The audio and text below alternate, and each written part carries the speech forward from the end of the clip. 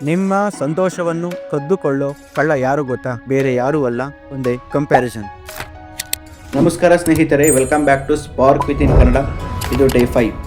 ಇಂದು ನಾವು ನಮ್ಮ ಜೀವನವನ್ನು ನಿಧಾನವಾಗಿ ಹಾಳು ಮಾಡೋ ಒಂದು ಅಭ್ಯಾಸ, ಅದೇ ನಮ್ಮನ್ನು ಇತರರೊಂದಿಗೆ ಹೋಲಿಸೋದು. The moral of the story: ಒಬ್ಬ ಹುಡುಗ ತನ್ನ ಸ್ನೇಹಿತನನ್ನು ನೋಡಿದ. ಅವನು ದೊಡ್ಡ ಕೆಲಸದಲ್ಲಿದ್ದ. ಅವನ ಬಳಿ ಹೊಸ ಕಾರ್ ಇತ್ತು. ಅವನು ಸೋಷಿಯಲ್ ಮೀಡಿಯಾದಲ್ಲಿ ಹ್ಯಾಪಿ ಲೈಫ್ ಲೀಡ್ ಮಾಡ್ತಿದ್ದ. ಆದರೆ ಒಬ್ಬ ಹುಡುಗ, ಅವನು ತನ್ನ ಜೀವನವನ್ನ ನೋಡಿದ. ಸಾಮಾನ್ಯ ಸಂಬಳ, ಸಾಧಾರಣ ಜೀವನ. ಅವನ ಮನಸ್ಸಿನಲ್ಲಿ ಒಂದೇ ಮಾತು: ನಾನು ಹಿಂದೆ ಬಿದ್ದಿದ್ದೀನಿ ಎಂದು.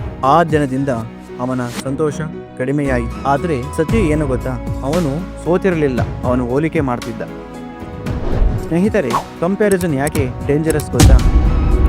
ನೀವು ನಿಮ್ಮನ್ನ ಬಿಟ್ಟು ಇನ್ನೊಬ್ಬರ ಜೊತೆ ಕಂಪ್ಯಾರಿಸನ್ ಮಾಡ್ತೀರಾ. ಪ್ರತಿಯೊಬ್ಬರ ಜರ್ನಿ ಬೇರೆ, ಸ್ಪೀಡ್ ಬೇರೆ, ಟೈಮಿಂಗ್ ಬೇರೆ, ಪರಿಸ್ಥಿತಿ ಬೇರೆ.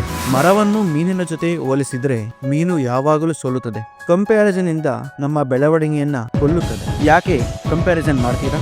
ನಿಮ್ಮ ಬೆಳವಣಿಗೆಯನ್ನ ಕೊಲ್ಲುತ್ತದೆ. ಈ 3 ಅಂಶಗಳನ್ನ ನೀವು ಗಮನದಲ್ಲಿಟ್ಟುಕೊಳ್ಳಲೇಬೇಕು. Number 1, it stills confidence. ನೀವು ನಿಮ್ಮ ಪ್ರೋಗ್ರೆಸ್ ನೋಡೋದಿಲ್ಲ. Number 2, its create unnecessary pressure. ನೀವು ನಿಮ್ಮ ಪಾತ್ ಬಿಟ್ಟು ಇನ್ನೊಬ್ಬರ ಪಾತ್ ಹಿಂದೆ ಓಡ್ತೀರಾ. Number 3, it destroys happiness. ನಿಮ್ಮ ಬ್ಲೆಸ್ಸಿಂಗ್ ಕಾಣಿಸೋದಿಲ್ಲ.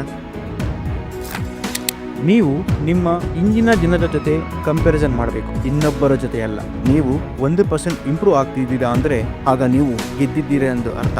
ನಿಮ್ಮ ಜೀವನ ರೇಸ್ ಅಲ್ಲ, ನೀವು ಲೇಟ್ ಅಲ್ಲ, ನೀವು ನಿಮ್ಮ ಟೈಮಿಂಗ್ ನಲ್ಲಿ ಇದ್ದೀರಾ. ನಿಮ್ಮ ಬೆಳವಣಿಗೆ ಸ್ಲೋ ಆಗಿರಬಹುದು, ಆದ್ರೆ ಅದು ನಿಮ್ಮದು. ಇನ್ನೊಬ್ಬರ ಲೈಫ್ ನೋಡೋ ಸಮಯ ಕಡಿಮೆ ಮಾಡಿ. ನಿಮ್ಮ ಗೋಲ್ಸ್ ಮೇಲೆ ಫೋಕಸ್ ಮಾಡಿ. ಬಿಹೈಂಡ್ ದಿ ಸ್ಕ್ರೀನ್ ಜೊತೆ ಕಂಪ್ಯಾರಿಸನ್ ಮಾಡಬೇಡಿ. ಸೋಷಿಯಲ್ ಮೀಡಿಯಾದ ಹೈಲೈಟ್ ರೀಲ್ಸ್ ನೋಡಿ, ನಿಮ್ಮ ಬಿಹೈಂಡ್ ದಿ ಸೀನ್ಸ್ ಜೊತೆ ಕಂಪ್ಯಾರಿಸನ್ ಮಾಡಬೇಡಿ.